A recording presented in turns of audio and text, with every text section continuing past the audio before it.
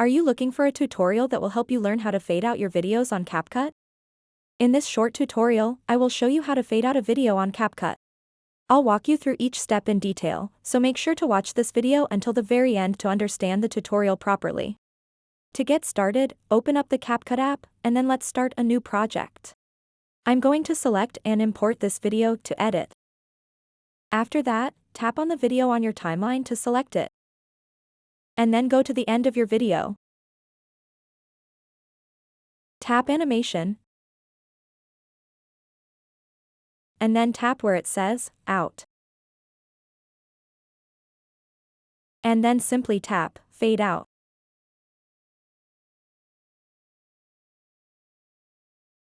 So now what you want to do next is drag this slider to adjust the fade out animation duration.